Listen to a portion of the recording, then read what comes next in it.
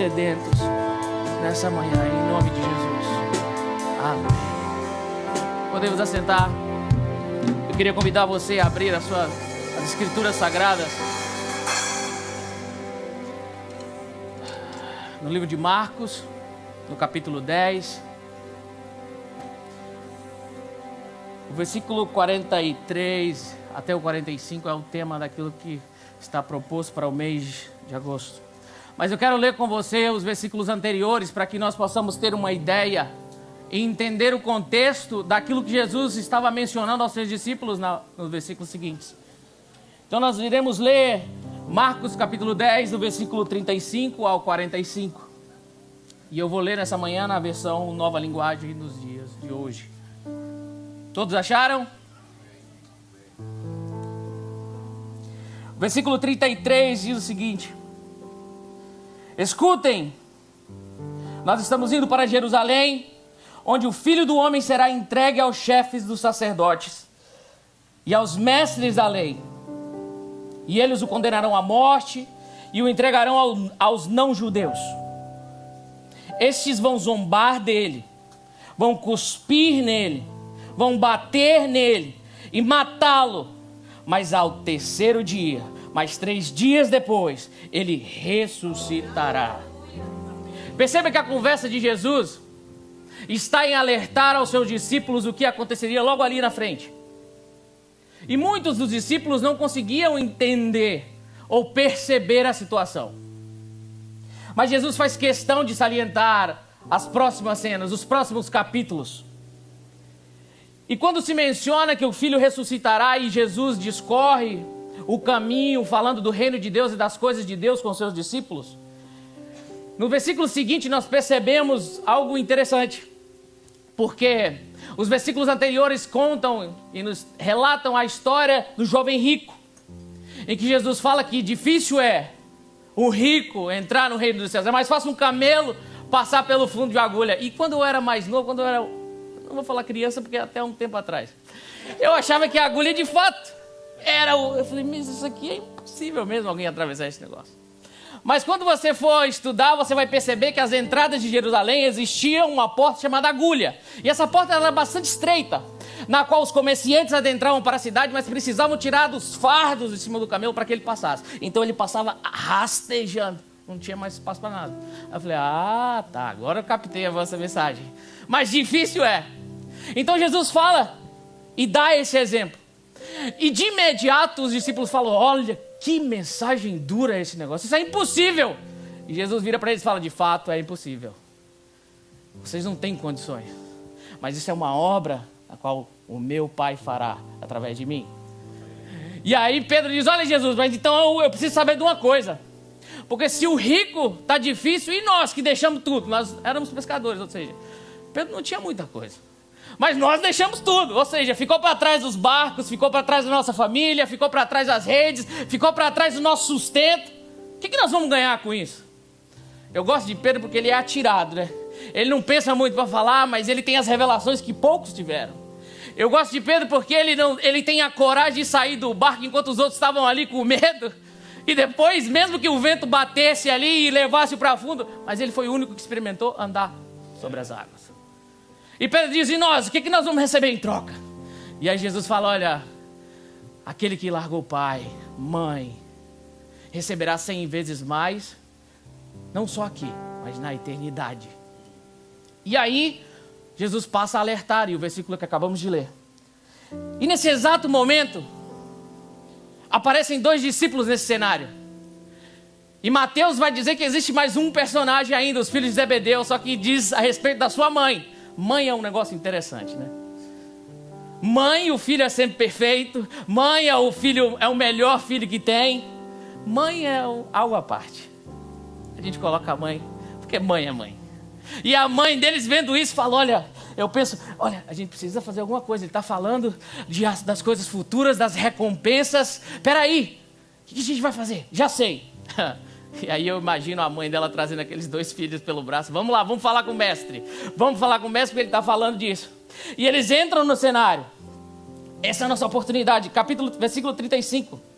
Disse depois Tiago e João, filhos de Zebedeu, chegaram perto de Jesus e disseram: mestre, queremos lhe pedir um favor. Jesus vira para eles e fala: o que vocês querem que eu faça para vocês? Perguntou Jesus. E eles responderam: quando o Senhor sentasse no trono do seu reino glorioso, desde que um de nós se sente à sua destra e o outro à sua esquerda. Tiago, João e sua mãe escutaram Jesus falando de recompensa 100 vezes mais aqui, mas na eternidade, e não perderam essa oportunidade. Mas siga comigo, versículo 38. Jesus, porém, respondeu: vocês não sabem o que estão pedindo. E aí na minha Bíblia tem um ponto. E a pergunta seguinte na qual Jesus faz, ela é muito interessante. Jesus, ele tinha o costume de expor o propósito das perguntas com uma pergunta. Os fariseus chegavam diante de Jesus: olha, se o Senhor é o Filho de Deus, faz isso. Ok, eu vou te responder, mas eu quero fazer uma pergunta para vocês. Se vocês conseguirem responder, eu respondo para vocês. O batismo de João é dos homens ou é de Deus? Jesus, ele tem essa estratégia. E não é à toa que a pergunta que você vai ler comigo logo a seguir foi lançada. Existia um propósito nessa pergunta. E ele diz o seguinte: olha, então tá. Podem vocês podem beber o cálice que eu vou beber? Ou vocês podem ser batizados como eu vou ser batizado? Ou seja, vocês dão conta de passar pelaquilo que eu vou passar? Vocês são capazes de se expor àquilo que eu vou me expor? Porque eles estavam falando de se assentar à destra de Deus. E ali na frente nós vamos discorrer um pouco mais sobre isso. Sobre uma recompensa, um lugar de destaque. Sentar ao lado de Jesus no trono dos céus. E ele fala: tudo bem, vocês podem passar por isso? E a resposta dele é interessante: sim, podemos. A pergunta de Jesus tem a pretensão de expor, de exteriorizar aquilo que eles queriam. Um lugar, queriam uma recompensa. Então podemos, Jesus? E Jesus fala: de fato vocês beberão cálices que eu vou beber, e receberão o batismo com que eu vou ser batizado. Mas eu não tenho o direito de escolher quem vai sentar à minha direita ou à minha esquerda, pois foi Deus quem preparou esses lugares, e Ele os dará a quem quiser. E nessa hora imagino eu que rolou uma deprê momentânea. Poxa. Mas isso aí já não deu muito espaço, porque a pergunta que eles fizeram instigou os outros discípulos. E é interessante que a passagem diz que eles ficaram indignados com Tiago e com João. E aí eu me pergunto: será que eles ficaram indignados porque você foi perturbar o mestre para fazer essa pergunta idiota, rapaz? De maneira alguma.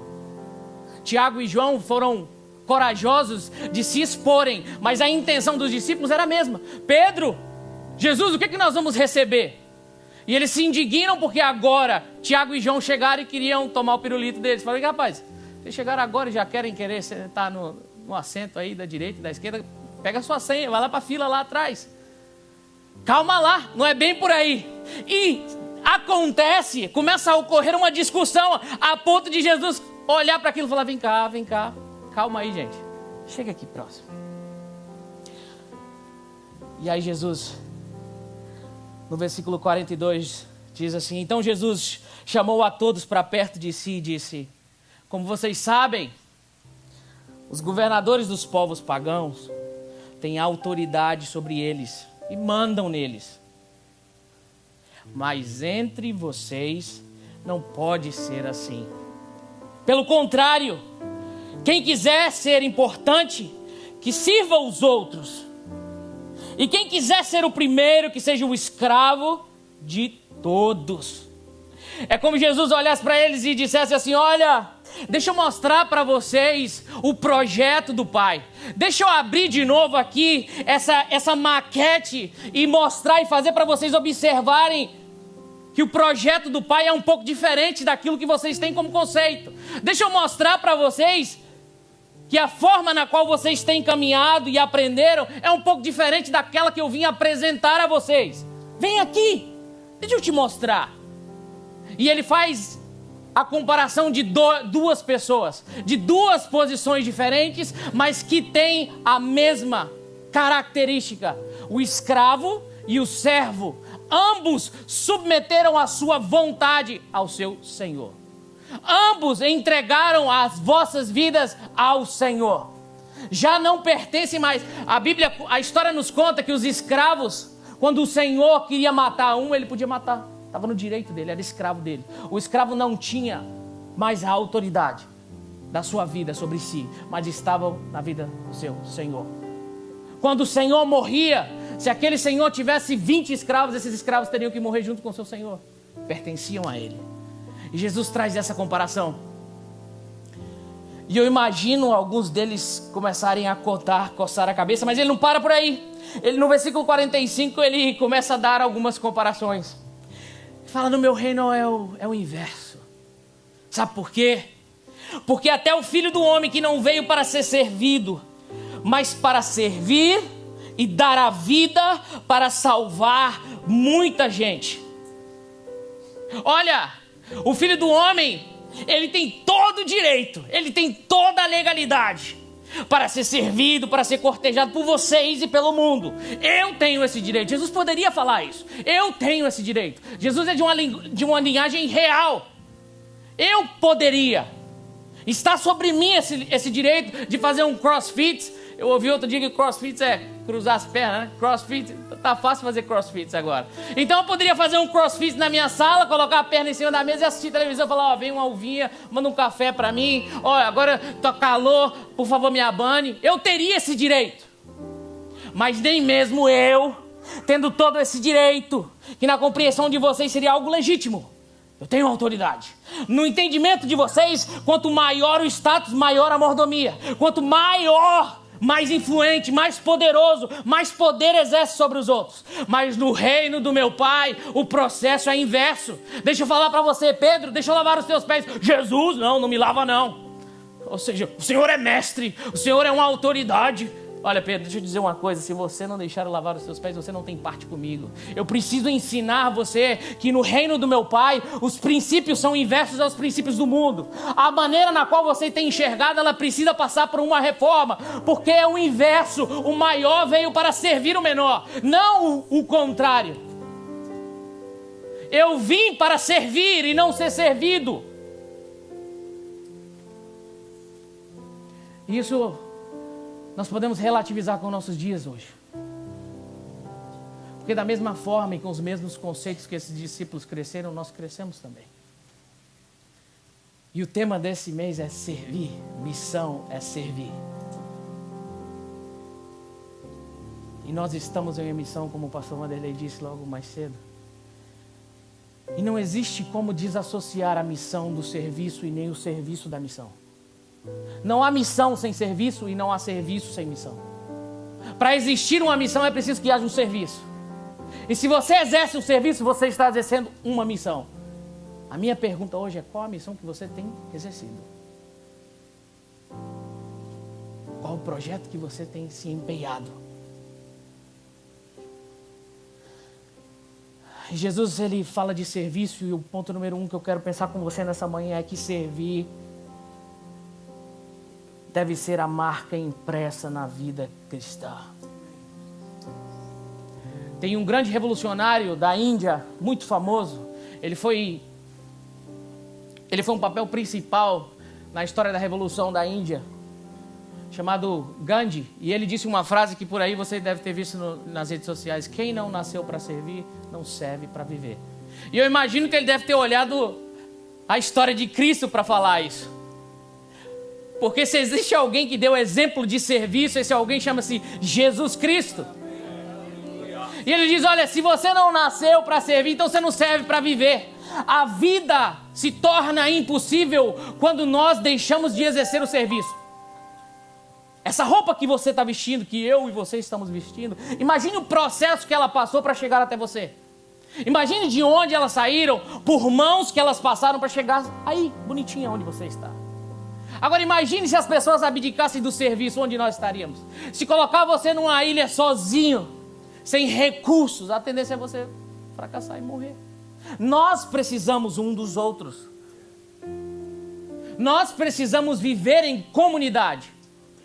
É por isso que a Bíblia nos ensina a admoestai-vos uns aos outros para que sejais curados. precisamos do outro. Servir. Jesus, ele deu um exemplo de serviço. E todo serviço tem a sua recompensa como paga. Nenhum serviço prestado ao reino fica sem a sua recompensa. A questão é que muitas vezes perdemos o nosso foco e colocamos a recompensa como combustível para o serviço. E aí invertemos o processo. Quando o meu serviço passa a ser um ato para receber em troca, eu estou começando a sair do trilho. Porque em nenhum momento o serviço de Jesus visava receber algo em troca. Em todo momento o que mais visava era o dar, o doar, o se entregar. Ainda que você não me siga, ainda que você cuspa em mim, eu vim aqui para me entregar e não interessa. Mas às vezes nós entramos nesse processo vicioso e que acaba confundindo o nosso entendimento. Por que você está fazendo isso? Não, eu estou fazendo isso porque eu sei que se eu fizer isso, Deus vai me dar isso. E às vezes não acontece aquilo que você espera. E aí você começa a se frustrar com Deus. Mas aonde tem estado a sua motivação para fazer o que você faz? Deus, ele abençoa a sua motivação. Ele conhece. Ele sabe aquilo que você faz. Quando isso passa a acontecer, começamos a perder o propósito do serviço prestado. Continuamos exercendo o serviço, continuamos trabalhando, ajudando, mas já não temos mais o prazer de servir. Agora nós temos uma troca, um trabalho por uma recompensa. Deixa o seu patrão parar de te pagar um mês para você ver se você volta lá. Não volta nada. Você está ali porque existe no final da semana um chequinho bonitinho que vai entrar no seu bolso e vai suprir as suas necessidades. Mas aí vem outra coisa que o texto nos trata. É o destaque. Olha, Jesus, permite-nos sentar à sua direita e à tua esquerda aí. O destaque. Sentar no trono é um lugar de destaque. E eu quero dizer para você que o reconhecimento por algo que você faz, quando ele acontece, é algo saudável.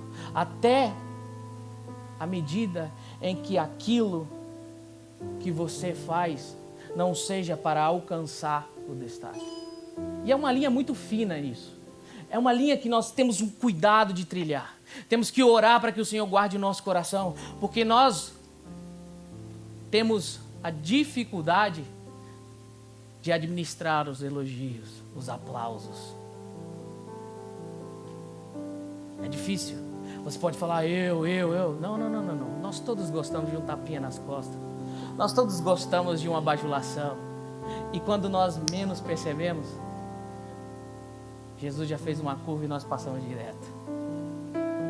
Porque chamamos para nós o destaque.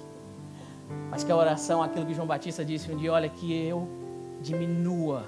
Eu preciso sair de cena para que Jesus apareça. Aquilo que eu faço por amor e por decisão, mas eu não faço para alcançar os holofotes, mas que Jesus cresça através daquilo que eu faço. Deixa eu te dizer uma coisa. A Bíblia fala que nós somos carta. Carta não fala, carta é lida. Ela também fala que nós somos perfume. Perfume não fala, ele é sentido. As nossas atitudes falam muito mais do que aquilo que nós falamos. Nos dias de hoje, onde vivemos em meio a uma geração visual, onde falamos e parece que as pessoas não nos escutam. Alguns pastores que você senta um pouco para conversar com eles falam, olha, eu tenho pregado isso há 10, há 15, há 20 anos e parece que o povo não entende nada. Nós vivemos numa geração visual que está nos observando a todo momento. Os nossos filhos estão nos observando. As ovelhas estão nos observando.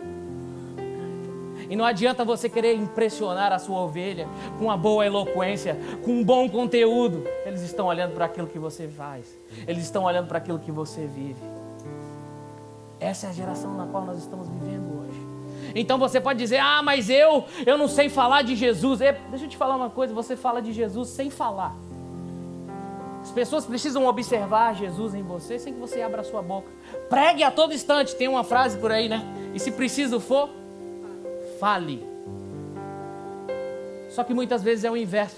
Falamos, e no primeiro momento nosso testemunho vai por água abaixo. Isso já aconteceu comigo, gente.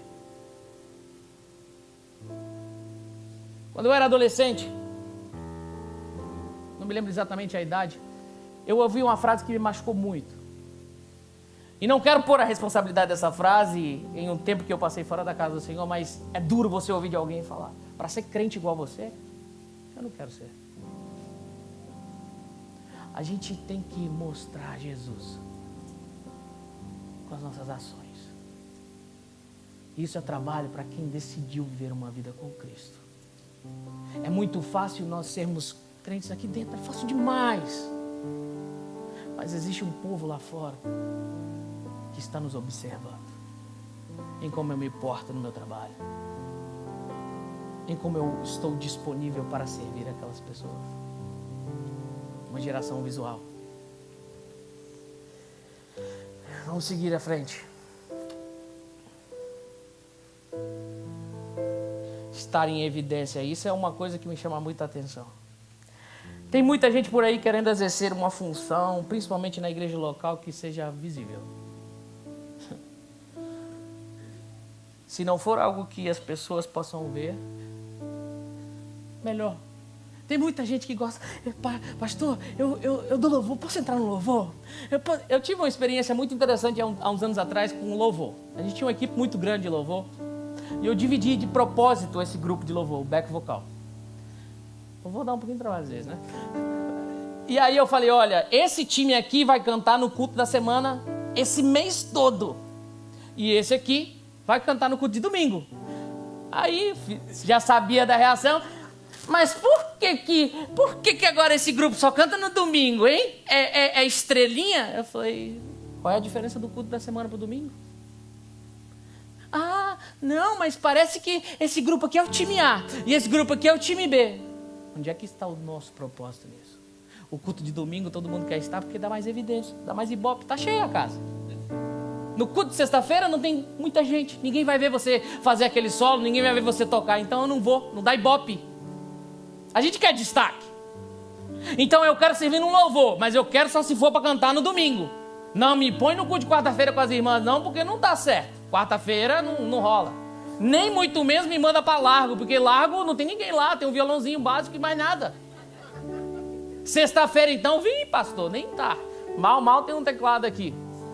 Mas o domingo, conta comigo. Oh, glória a Deus, aleluia, o fogo vai cair. Quantos, eu estou falando do louvor, mas quantos serviços numa igreja local precisam ser feitos, mas as pessoas focam e canalizam para aquilo que é visível. Agora imagine você a estrutura de um prédio comigo. O prédio que foi reconstruído lá, das Torres Gêmeas. Aquele prédio é muito bonito, lindo.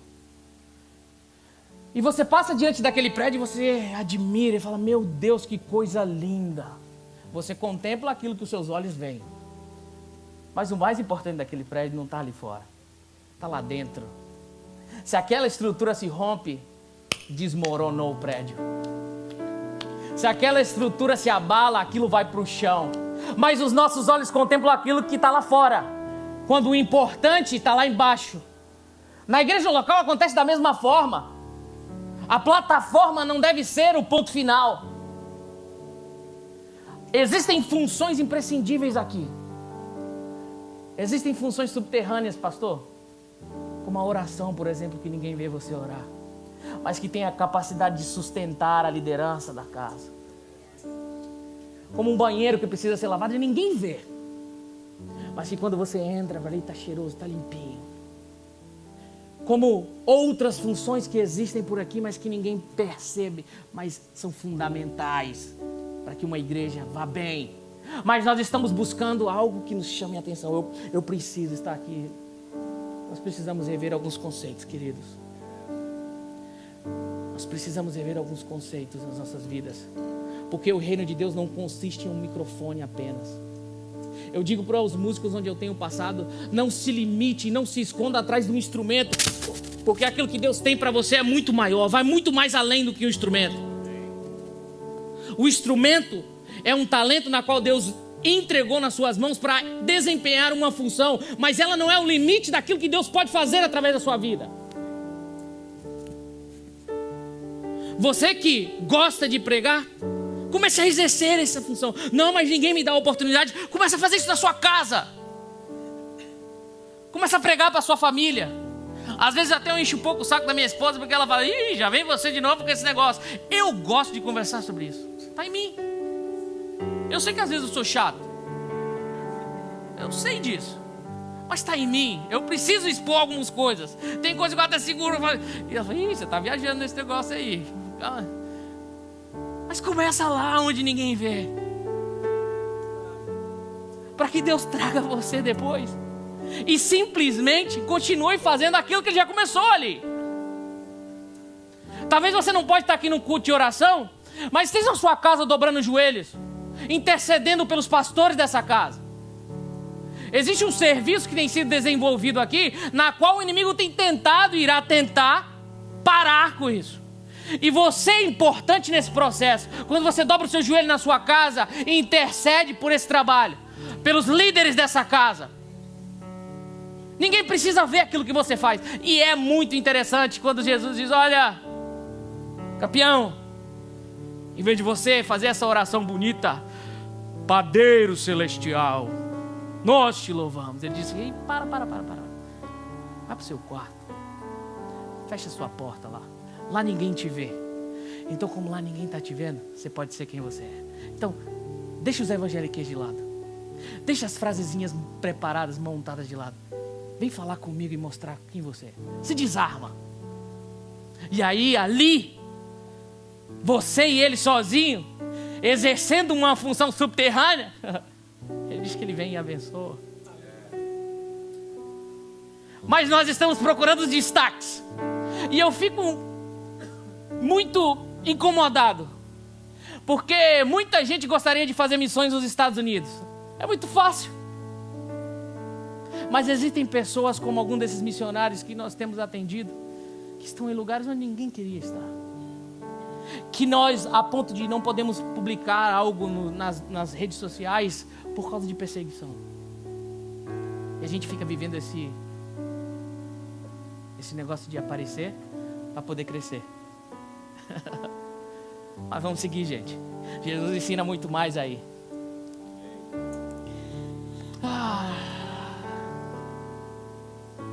Ele diz, quer ser importante, sirva a todos. E servir no contexto em que nós estamos vivendo hoje tem se tornado uma tarefa cada vez mais difícil. Os serviços que nós prestamos têm em sua grande maioria apenas um destinatário, que beneficia com isso. Eu. O tempo é uma ferramenta em que nós usamos a nosso favor, quando visa o nosso próprio interesse. Ou seja, eu tenho tempo para aquilo que eu priorizo. E cada vez mais temos tirado a prioridade daquilo que precisa ser a prioridade. A gente tem tempo para tudo. Para tudo.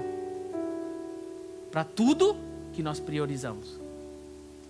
Não é você falar, pastor, eu trabalho muito, você não sabe as minhas horas. Tudo bem, a gente sabe disso, sabe que trabalhamos muito mesmo. Sabemos que você tem que ter um tempo com a família, a gente tem tudo isso. Mas existe gente que só prioriza aquilo que beneficia a ele mesmo. O tempo de Jesus, em uma determinada oportunidade, era como se os discípulos dissessem para ele, olha mestre, o senhor não para nunca? Para aí, vamos fazer um lanchinho. Nós estamos andando já tem um tempinho, vamos comer um negócio ali, vamos ali. E Jesus fala, olha, a minha comida, a minha bebida é fazer a vontade do meu Pai. Não, peraí, nós precisamos dormir. Ei, o Filho do Homem não tem onde reclinar a cabeça, não tem um lar. É como um vento, eu não posso parar. A minha vida é para servir ao meu Pai. Eu estou debaixo de uma missão, que é dar a minha vida por amor dessa gente aí, que não vale nada, que não presta atenção em mim, que vão cuspir na minha cara, que vão bater no meu rosto, mas eu decidi me entregar, e por isso, eu já não tenho mais vontade em mim.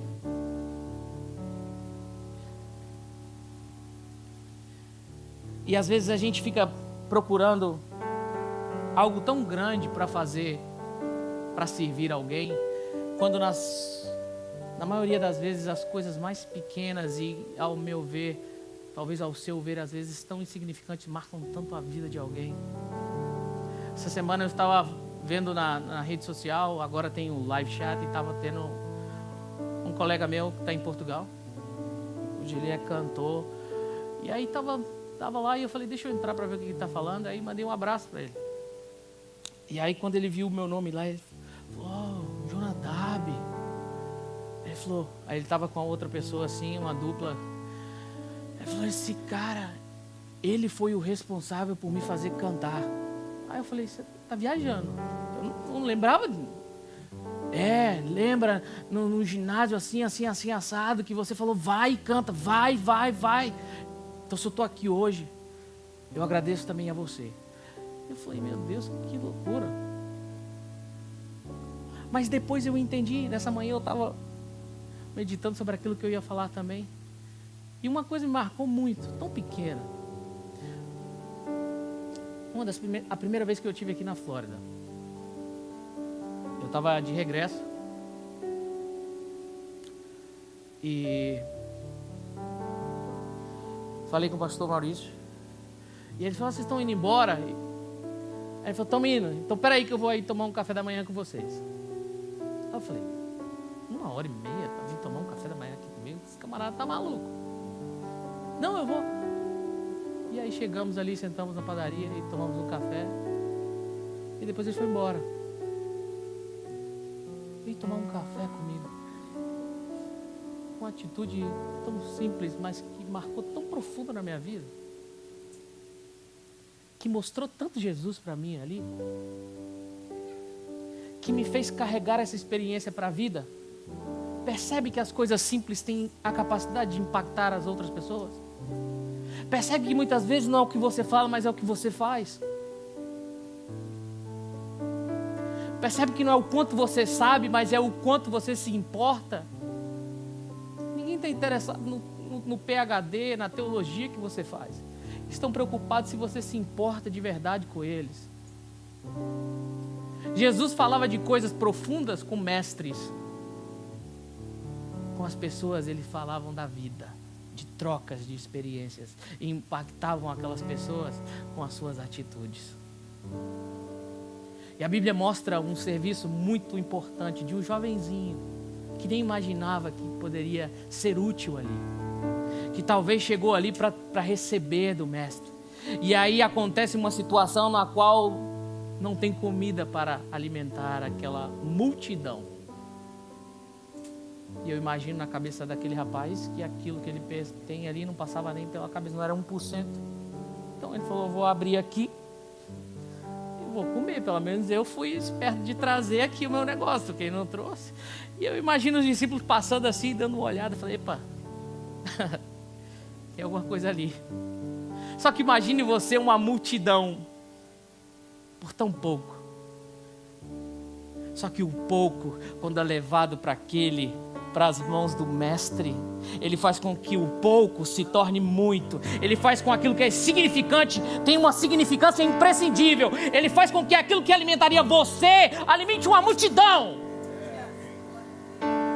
Esse é o poder da entrega e o serviço. Você pode parecer alguém insignificante, você pode parecer alguém que ninguém olhe para você, mas se entregue nas mãos de Deus para servir aos outros, e você vai ver o que Deus fará através da sua vida. Talvez você não vai estar aqui nesse púlpito, mas lá fora as pessoas darão testemunho de quem você é. Por onde você entrar, elas vão olhar para você e falar, esse rapaz nunca falou de Jesus para mim, mas eu vejo Jesus na sua vida. Você já percebeu alguém que fuma, que tem o cheiro do cigarro impregnado na sua camisa? E que ele não precisa falar nada, mas quando ele entra num ambiente, aquele negócio começa a feder? Meu Deus, tem alguém fumando aqui? Não, não tem. Mas aquilo virou tão visceral que ele ficou impregnado. Imagine você entrando nas portas desses comércios ali. E aí, de repente, o ambiente mudou. O que aconteceu aqui? Estava tudo tranquilo, mas esse rapaz entrou aqui. Alguma coisa está acontecendo aqui. Opa, eu enxergo Jesus na vida dele. Mas ele não abriu a boca, ele não pregou, ele não falou um versículo, ele não mandou um evangeliquê. Não, mas aquele rapaz, ele vive Jesus. Eu enxergo Cristo na vida deles. Essa função de um missionário. Quando o missionário decide ir para uma terra tão longe dessa, ele decide passar pelas poucas e boas. E não sei se você sabe, mas tem muito missionário passando fome por aí. Tem muito missionário passando necessidade por aí. Mas nós temos ouvido nos dias atuais um evangelho egocêntrico, um evangelho egoísta. O evangelho que nós temos escutado por aí afora é um evangelho que visa o eu, que visa aquilo que eu preciso, que visa aquilo que eu necessito, que visa aquilo que eu busco, e o outro nada. O evangelho de Jesus é da forma ao contrária, é o outro, é para o outro, é se entregar ao outro. Gálatas capítulo 1 versículo 6, Paulo começa a carta, ele tinha mania de saudar primeiro as pessoas nas cartas, mas Gálatas, ele escreve aquela carta de punho. Eu penso que Paulo estava nervoso para escrever aquele negócio, porque ele fala, eu estou escrevendo com o meu próprio punho aqui, então segura que lá vai bomba. Vocês fiquem espertos, estão tentando incomodar vocês. Tem gente aí trazendo um outro evangelho. Tem gente aí tentando enfiar na cabeça de vocês um outro evangelho. Mas eu quero alertar vocês, ainda que eu ou um de nós tragamos um novo evangelho, ou ainda que um anjo desça do céu com um outro evangelho, seja anátema, maldito. Mas o que nós temos visto entrar pelas televisões das nossas casas é um evangelho que visa o eu, que me prioriza. É um evangelho da prosperidade, onde eu vou conseguir. Cheguei até Jesus, então agora Jesus vai me dar uma casa, Jesus vai me dar um carro, Ele pode te dar tudo isso. Mas nós temos Jesus como ponto final, quando Ele diz que eu sou o caminho, eu sou a verdade e eu sou a vida. Se existe o caminho, é para que você ande nesse caminho, não para que você fique estagnado no caminho, parado. Cheguei até Jesus, aleluia, glória a Deus, eu estou salvo. Nada a ver. O que marca o evangelho não é o vinde, mas é o ide. Vocês vieram a mim, agora vão, preguem as boas novas a toda criatura, batizando-vos em nome do Pai, do Filho e do Espírito Santo. Nós temos vivido hoje dias de catedrais na nação brasileira. Não se impressione com as catedrais. O sucesso de uma igreja não está no número de pessoas que entram por ela, mas está no número de pessoas que saem das portas para fora para servir. Que evangelho é esse que tem entrado, invadido, ganhado espaço?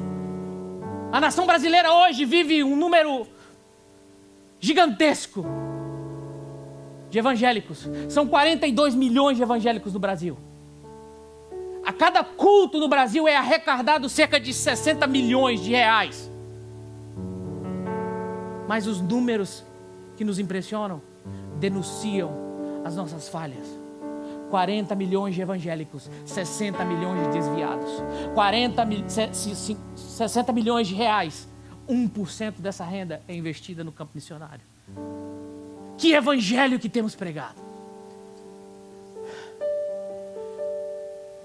A Cátia chegou outro dia do Brasil incomodada com o cenário que ela encontrou lá, com essa zika que tem acabado com vidas de famílias. Nós precisamos orar, precisamos fazer alguma coisa. E aí eu fico olhando e falando, meu Deus, onde é que está a igreja do Brasil nesse momento? Onde é que estão os líderes nesse momento? Nós vemos líderes que têm salários enormes, enquanto pessoas dentro da própria casa passando necessidade do pão. Quando a igreja de Atos começava na oração, em perseverar e no partir do pão. Vendam tudo e vamos repartir entre nós. Agora não, tragam tudo a mim e eu vou usar a benefício próprio. Que evangelho é que nós temos visto aí? Um evangelho que tem gerado ovelhas egoístas. Não sei se você já viu um tapa-burro, eu sou do interior, tapa-olho, que você coloca num jumento ou num burro e ele não tem como olhar para o lado, ele olha só para frente aqui. Parece que colocaram isso nos nossos olhos. Em que a miséria está do nosso lado e nós não nos importamos porque faltou uma água dentro da nossa casa, enquanto esses aqui estão morrendo ao nosso lado. Porque nós não podemos comprar um óculos para ir à praia, enquanto outros não têm o leite para dar de beber a uma criança. Mas essas igrejas estão lotadas. Inúmeras, milhares e milhares e milhares. E a conversa entre pastores é quantas pessoas tem na sua igreja. Ou seja, quanto maior o número, maior o indício de sucesso. E aí nós olhamos para o governo e falamos, não, é culpa desse governo miserável, corrupto. Ei, o governo é um reflexo da nação.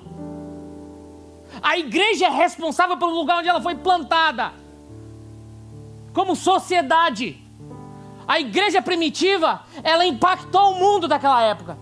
A ponto deles disserem, olha, esses que estão chegando aqui em Tessalônica, vieram nos atormentar, eles já conseguiram alcançar o mundo todo. E agora chegaram aqui.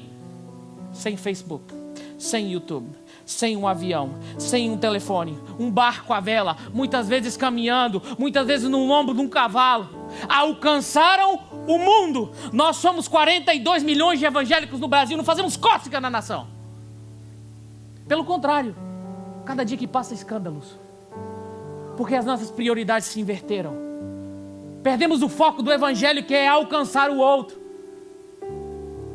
Mas nessa manhã, o Senhor te trouxe aqui porque Ele tem um propósito na sua vida. Ele depositou um chamado dentro de você. E talvez esse chamado aí, ao longo da sua caminhada, alguém feriu ele. Você estava desempenhando uma função e de repente esse alguém olhou para você e falou algo que te machucou e parou você. Fez com que você ficasse estagnado e você parou de produzir. Você era alguém que tinha um talento e na qual exercia esse talento para a função do reino ou uma chamada. Ei, há muito serviço para ser desenvolvido. Aquilo que Deus te deu não é seu, é meu. Ele me serve como aquilo que eu tenho te serve. É lindo isso no reino de Deus. A minha vida eu vos dou. Ou seja, já não é mais minha, é de vocês. Quem quiser vir a mim, negue-se a si mesmo. Não está tudo sobre mim. Está tudo em morrer, em acabar. Um morto não pode fazer mais nada. Eu morri. E Jesus, ele deixa uma carta muito dura para uma igreja no capítulo 3 de Apocalipse. Eu encerro por aqui. A igreja de Sardes. E ele diz, olha, Sardes, presta atenção. Olha para aquilo que você está fazendo. Você tem fama de que vive, mas você está morta. Você tem fama. Imagine um zumbi ambulante. Você tem fama de que vive, mas você está morta. Então é um zumbi. O que um morto produz? Nada. E aí vem Tiago e diz que a fé sem obras é morta. Se morreu, a única coisa que o morto produz é fedor, fede. Ah, mas você está querendo dizer agora que eu preciso fazer obra para ser salvo? Não, não tem nada a ver disso. Mas eu quero te dizer que você foi salvo para as obras, não pelas obras. Se você é salvo, a sua salvação precisa ser expressada em obras. Sardes, você está morta.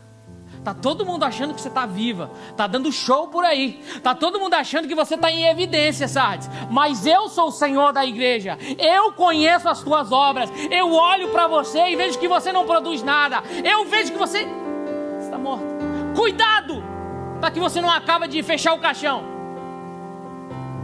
Jesus fala isso para a igreja dele. E eu olho para esse cenário, queridos. Eu imagino como Jesus se sentiria, como um Paulo se sentiria nesse lugar. O que esse povo tem entendido daquilo que nós temos deixado como legado? Qual é o evangelho que esse povo tem entendido? A seara é grande e poucos são ceifeiros. Missão é servir. Então que nessa manhã você possa se levantar com os talentos e os dons na qual o Senhor colocou na sua vida e decidir servir ao reino debaixo de uma missão na qual é levar o Evangelho, não apenas com as palavras, mas com tudo aquilo em que o seu semelhante necessitar, seja comida, seja bebida, leve o Evangelho. Se coloque de pé.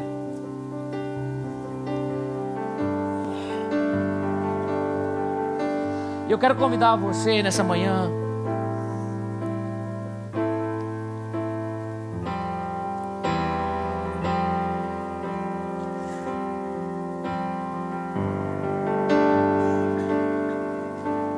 você que tem sentido o Espírito Santo falar com você, que tem sentido que você não tem produzido ou parou de produzir por alguma razão, que parou de trilhar o caminho do reino, que virou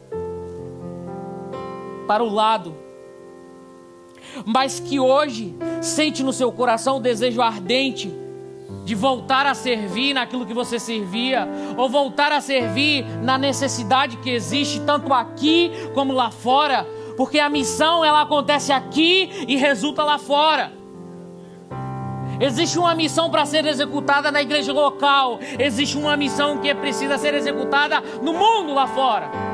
Se você se enquadra nessa missão, se você se dispõe a estar debaixo dessa missão, a voltar para essa missão, eu quero convidar você a sair do seu lugar nessa manhã e vir à frente no altar do Senhor e dobrar os seus joelhos aqui e reconhecer que precisa olhar mais para o lado. Enquanto nós cantamos uma canção,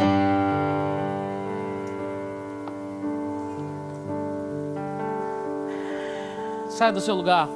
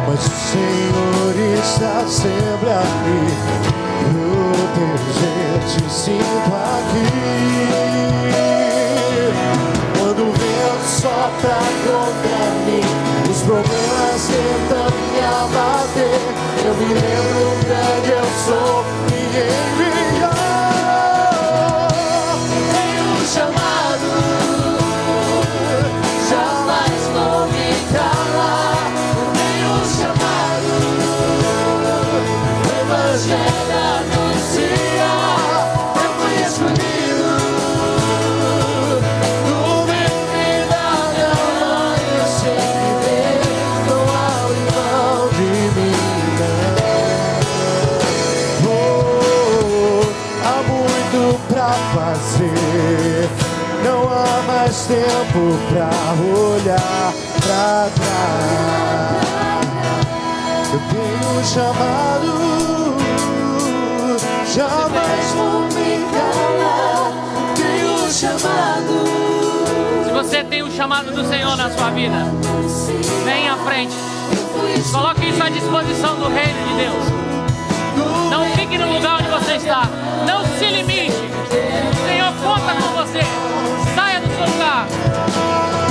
Ele só precisa de uma decisão. Ele só precisa que você decida. E o mais Ele vai fazer. Tudo que Ele conta é com a sua entrega. Saia do seu lugar. Saia do seu lugar.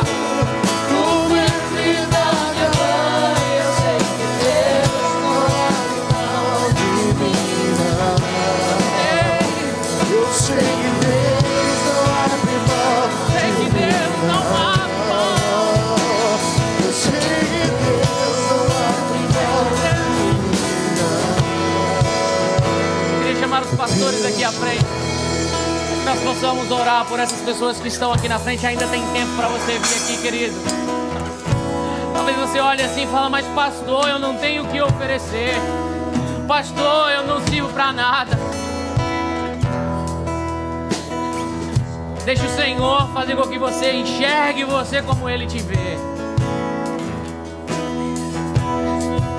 Ele conta com você, querido. A missão espera por uma decisão. A Bíblia diz que a criação espera com expectativa a manifestação dos filhos de Deus. A minha oração nessa manhã é que o Espírito Santo encha as nossas vidas, capacite as nossas vidas para os dias que seguirão, que acontecerão.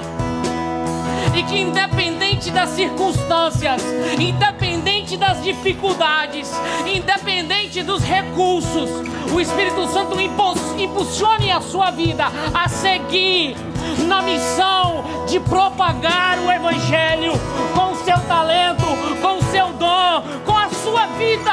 Tudo que Ele conta é a sua vida.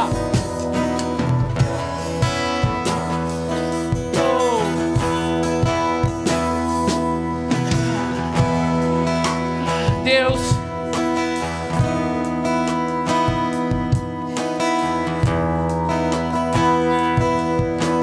a minha vida eu entrego no teu altar, Pai. Junto com meus irmãos nessa manhã, Senhor, eu quero reafirmar aquilo que um dia eu fiz. Senhor, e reconhecer e pedir perdão por muitas vezes, ó Pai, não perceber a necessidade do meu semelhante, do meu irmão ali, Pai. Por muitas vezes achar que estamos te agradando quando perdemos a direção daquilo que é o Evangelho do Senhor. Pai, nessa manhã, Senhor, nós queremos decidir, ó Pai,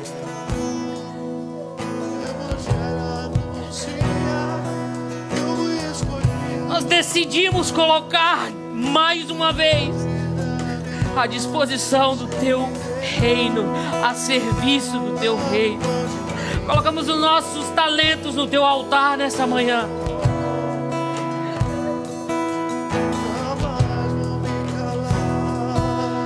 Senhor, restaura os dons, restaura os sonhos que um dia, Pai, foram perdidos na caminhada. Senhor, restaura a esperança. Senhor, restaura a visão.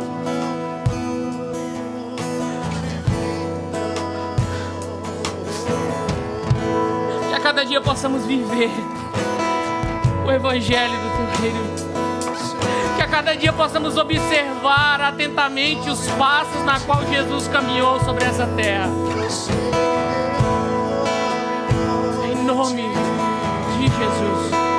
Em nome de Jesus. Aleluia. Tenho chamado,